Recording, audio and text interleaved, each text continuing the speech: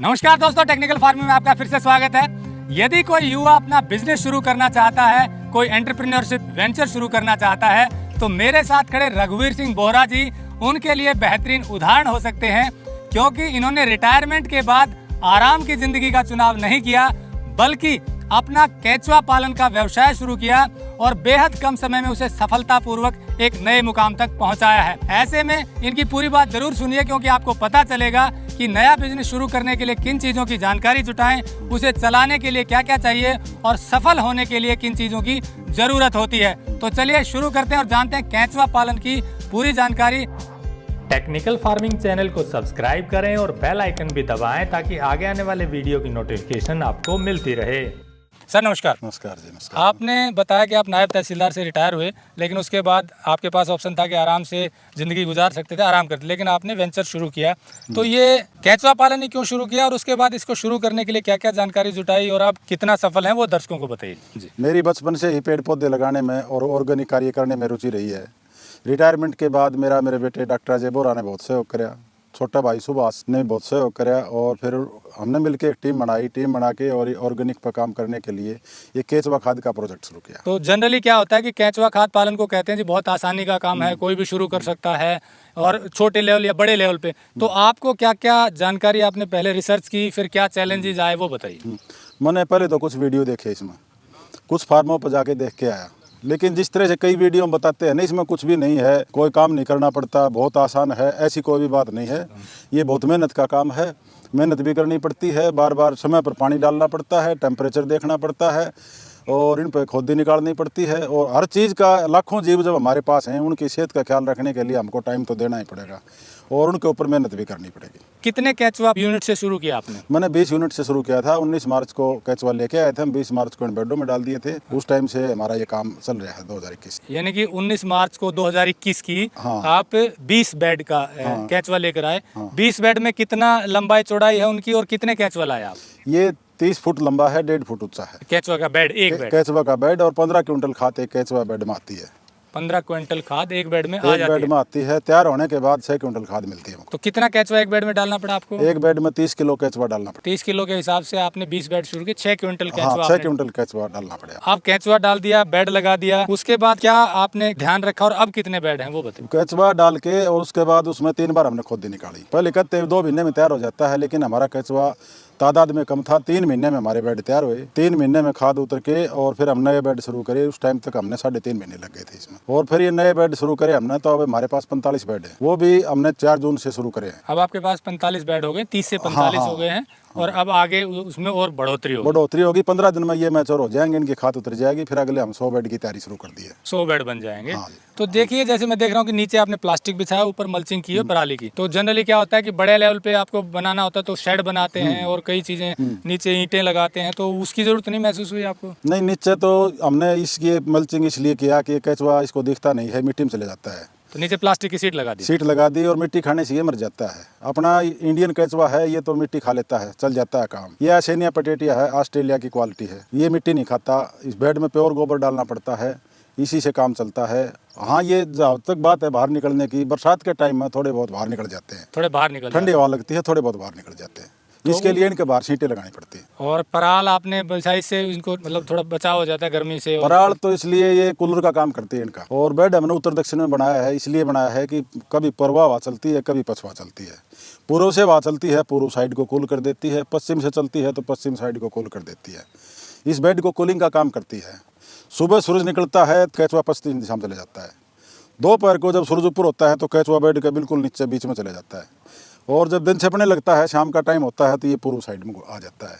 इसी तरह से पूरे बेड में ये घूमता रहता है। बात रही शेड की, शेड इसलिए नहीं लगाया कि जब हम खाद का उतार करते हैं तो केचुए को लाइट पसंद नहीं है, तब इसकी पराली उतारेंगे और इसमें कुदाल से थोड़ी बहुत 3 इंच खोदी निकालेंगे, तो उस लाइट के सूरज सनशाइन से केचुआ नीचे चले जाता है ताकि हम खाद उतार सकें। यदि हम इस पर शेड बना देंगे तो शेड के अंदर केचुआ सनशाइन नहीं लगेगा और उसमें थोड़ा बहुत केचुआ रह जाता है खाद के अंदर। खाद में? हाँ, तो वो खाद में निकल के चले जाता है। तो इस तरह से मतलब शेड की भी जरूरत नहीं, पराल आपने लगा दी ताकि उतारे तो सनलाइट लगे, वो नीचे चला जाए तो प्योर खाद ऊपर रह जाए। एक बेड में आपने बताया 15 क्विंटल गोबर डालते हो तो 6 क्विंटल खाद निकलती है। निकलता है। उस खाद के बाद उसको क्या छानने के लिए कोई मशीन या पैकिंग के लिए क्या करते हैं? उस खाद को छनाई के लिए हमने एक मशीन बनवाई है, बरवाड़ा से, महावीर जी से वो मशीन बनवाई हमने, और वो बढ़िया मशीन है। एक घंटा में 10 टन खाद छान देती है। 1 घंटे में 10 टन की खाद की छनाई कर देती है, और उसके बाद उसे पैक कर लेते हैं। और उसके बाद हम पैकिंग कर लेते हैं। अब असली बात आती है कि जी कोई शुरू कर लिया, सफलतापूर्वक चला भी लिया, मार्केटिंग की बात, तो आपने बेचने का कहाँ कहाँ ढूंढा? हाईवे पर भिवानी दादरी रोड पर हमारा खेत है, और हमारा पहले भी ऑर्गेनिक के मामले में काफ़ी लोगों से टाई अप है, जानकारी है, तो हम तो ज़्यादा भागदौड़ की आवश्यकता नहीं पड़ी। हमारा लगभग हमारा खेत से ही उठ जाता है माल। बाकी जो भिवानी हमारा शोरूम है उसमें रख रखे है, वहाँ से भी खाद उठ जाती है। कौन कौन एक्सपेक्टेड आपके कस्टमर? किसान ले जाते हैं, किचन गार्डनिंग वाले ले जाते हैं, नर्सरी वाले ले जाते हैं, किनके ज़्यादा स्कोप रहता है? किचन गार्डनिंग और नर्सरी वाले काफ़ी ले जाते हैं। किसानों में शुरुआत हुई है, किसानों थोड़ा थोड़ा जागरूक होने लगे अभी। बाकी किचन गार्डनिंग और नर्सरी वाले पूरे जागरूक है इस मामले में, वो ले जाते हैं। वो ले जाते हैं। काफ़ी लोग पशुओं के चारे के लिए ले जाते हैं, ताकि हमें उसके अंदर जो चरी बोएं या बाजरा बोएं वो पशु खाएगा, तो उसके अंदर पेस्टिसाइड नहीं आना चाहिए। हरे चारे में डालने के लिए हरे चारे में डालने के लिए, ताकि उनको दूध और दही बढ़िया गुणवत्ता का मिल जाए। हरा चारा उगाने के लिए, किचन गार्डनिंग के लिए नर्सरी वाले ज़्यादा इसको पसंद करते हैं। अब सरसों की बिजाई शुरू होने जा रही है, आगे 1-2 महीने बाद गेहूं की भी होगी, तो उसके लिए लोग कॉन्टैक्ट में हैं और बुकिंग करवाना शुरू कर दिया उन्होंने अपना। अच्छा, एक और चीज़ मैं देख रहा हूँ कि आपने इस खेत में बड़ी साफ सफाई रखी हुई है। जनरली ऐसा होता है, कई जगह और यूनिट भी हमने देखी, वहाँ ऐसा हमें नज़र नहीं आया। मैं देख रहा हूँ लो कॉस्ट में भी इतनी मैनेजमेंट कैसे, इसका क्या तरीका आपने? मैं जनवरी 2016 में बतौर नायब तहसीलदार रांची से रिटायर हुआ था। रिटायर होने के बाद में 5 साल मेरा छोटा बेटा ऑस्ट्रेलिया रहता है, वहाँ ऑस्ट्रेलिया रहा। वहाँ साफ़ सफाई बहुत ज़्यादा रखी जाती है, तो मैं उसी का मॉडल यहाँ पर तैयार करना चाहता हूँ। तो कम से कम आधा घंटा मेरे वर्कर और हम साफ़ सफाई में लगाते हैं। कोई भी कचरा, कंकर, प्लास्टिक जो भी है उठा के और एक जगह डंप किया जाता है। गाड़ी का लोड हो जाता है जब उसको एक जगह। तो एज ए बिजनेस इसे आप देख रहे हैं कि इन्वेस्टमेंट के हिसाब से इसके फ्रूटफुल है ये? एज ए बिजनेस से 1 साल तक इसको रिटर्न की कोई उम्मीद नहीं है। ठीक है, 1 साल जिसने इस बिजनेस में हो जाएगा, 1 साल बाद रिटर्न होना शुरू होगा। शुरुआत में इंफ्रास्ट्रक्चर तैयार करने में, मशीनें बनवाने में और दूसरी चीज़ कुलट करने में जो हमको इनपुट आएगा वो उसी में लगता रहेगा। मैं देख रहा हूँ केचुआ खाद के साथ साथ आप दूसरी खाद भी तैयार कर रहे हैं। हाँ, हमने जीवाणु खाद तैयार की है। अहमदाबाद से गोकरपामृत का हम कल्चर लाए और हमने एक टैंक बनवाया 1.25 लाख लीटर का। उसके अंदर हम गोकरपामृत तैयार करते हैं। एक टैंक में एक बार में एक गाय की लस्सी का ड्राम 200 लीटर का, और एक गुड़ के राड़ा जिसकी खांड बनती है उसका ऑर्गेनिक कोल्लू है जींद से, उससे राड़ा लेके आते हैं हम। वो एक बैरल वो पड़ता है, वो 250 किलो होता है। तो वो गुड़ का राड़ा तो केचुए का भोजन हो जाता है, और जो लस्सी है उससे मल्टीप्लाई होके भाई 1 लाख के 10 लाख, 10 लाख के 10 करोड़ होते रहते हैं। वो जीवाणु बढ़ जाते हैं, 1 हफ्ते में वो कल्चर तैयार हो जाता है। काफ़ी संख्या में जीवाणु हो जाते हैं, फिर उसकी हमें मशीन लगा के और पाइपों से स्प्रे कर देते हैं। तो इस तरह से आप इसको डिकम्पोज करके देसी गाय के गोबर की खाद से भी एक एनरिच्ड न्यूट्रिशियस खाद बनाते हैं। हाँ, हमारे पुरखे और पुराने जानकारी कहा करते हैं कि खेत में यदि गाय का एक बार पैर भी टिक गया तो खेत पवित्र हो जाता है। ये काऊ डंग है, गाय का गोबर है, उसकी बनाई हुई खाद है, और इसको हमने गाय के जीवाणु से ही रिसाइकल किया है। और जब ये हमारे खेत में डलेगी ये तो कई गुना ज़्यादा वो हो गया। हमारी जो फर्टिलाइजर खाद मिलती है उससे 10 गुना से ऊपर ज़्यादा ताकतवर है। और जो भूमि को 17 तत्वों की जरूरत पड़ती है, हम इसमें सभी तत्व देने की कोशिश कर रहे हैं पूरी। ज़्यादातर तत्व इसमें पूर्ति हो जाए इस तरह से। एक और बात, इसमें हाजिरी कितनी देनी पड़ती है? क्योंकि कई बार हमने देखा है कि काम कोई शुरू करता है, फिर वर्कर के भरोसे छोड़ देते हैं और खुद हाजिरी कम देते हैं। तो आपका क्या शेड्यूल रहता है, दिनचर्या क्या है? मैंने अक्टूबर से जीवाणु खाद शुरू की थी, मार्च से केचुआ खाद शुरू करी है।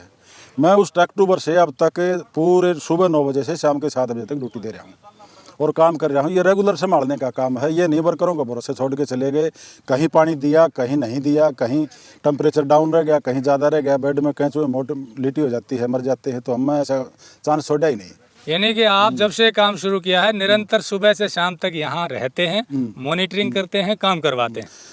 हमें एक बच्चा पालते हैं तो कितनी मेहनत करनी पड़ती है, इसमें तो लाखों केचुए हैं। इनको पालने के लिए तो हमें कितनी करनी पड़ेगी, देखो उतना ध्यान रखना पड़ता है कि केचुआ परिवार का सदस्य मान के मैं चलता हूँ और उनकी देखभाल रखता हूँ। तो अब तक का अनुभव ये कि एक सफल, अगर मेहनत से और सारी जानकारी जुटाकर की जाए तो सफलता प्राप्त की जा सकती है। मैं काफ़ी हौसले में हूँ। मेरा एक बैच निकल चुका है, दूसरा बैच निकलने जा रहा है और अगले बैच में मेरा 100 बेड का काम शुरू हो जाएगा, तो मेरा बिजनेस रनिंग में आ जाएगा। तो दोस्तों, जैसा आपने सुना, सबसे पहले रघुवीर सिंह जी ने जानकारी जुटाई कि केचुआ पालन के लिए क्या क्या चीज़ें जरूरी हैं। उसके बाद केचुआ ला करके पूरी हाजिरी के साथ, मॉनिटरिंग के साथ, साफ सफाई के साथ काम शुरू किया और सिर्फ लेबर के भरोसे काम नहीं छोड़ा, खुद की हाजिरी में काम करवाया और पूरी व्यवस्थित तरीके से जो जो चीज़ें इसमें ज़रूरी थी वो सारी की। साथ साथ नॉलेज भी लेते रहे, इन्वेस्टमेंट लगाई और अब इनका करीब ये कहिए कि 6-7 महीने हो गए और अगले 2-4 महीने में रनिंग में आ जाएगा। ब्रेक इवन पर आकर के ये प्रॉफिटेबल हो जाएगा। और अक्सर कहा भी जाता है कि बिजनेस में 1 साल शुरुआत में इन्वेस्टमेंट होती है, दूसरे साल वो रनिंग होता है, तीसरे साल प्रॉफिट होता है, लेकिन अच्छी मैनेजमेंट से ये काम ये साल के अंदर ही कर लेंगे। तो मैंने जैसा शुरू में कहा, सब युवाओं के लिए जो अपना काम शुरू करना चाहते हैं या कोई किसान अपना काम शुरू करना चाहता है, उनके लिए रघुवीर सिंह जी उदाहरण है। हमें उम्मीद है इनकी जानकारी आपके काम की होगी और आप भी अपना कोई इसी तरह का बिजनेस शुरू कर सकते हैं। अधिक जानकारी के लिए हम इनका नंबर दिया हुआ है, आप इनसे नंबर ले सकते हैं। और आपको यदि केंचुआ की या दूसरी गाय के गोबर की खाद चाहिए तो भी संपर्क कर सकते हैं। किसानों की मैं इसलिए कह रहा हूँ क्योंकि ये खुद खेती करते हैं, इनके पास 25 एकड़ ज़मीन है और पहले से खेती करते रहे हैं। ऑर्गेनिक खेती को में भी इनका रुझान है। 5 एकड़ में इन्होंने बाग भी लगाया हुआ, वहाँ भी ऑर्गेनिक बेर लगा रखे हैं और आगे भी इनकी कोशिश है कि इसको बढ़ावा मिले। इसी कड़ी में इन्होंने ऑर्गेनिक खाद तैयार की है। और अधिक जानकारी के लिए आप इनसे बात कर सकते हैं। नमस्कार, जय हिंद। अगर आपको यह वीडियो पसंद आया है तो ज्यादा से ज्यादा लाइक और शेयर जरूर करें। साथ ही चैनल को सब्सक्राइब करना ना भूलें।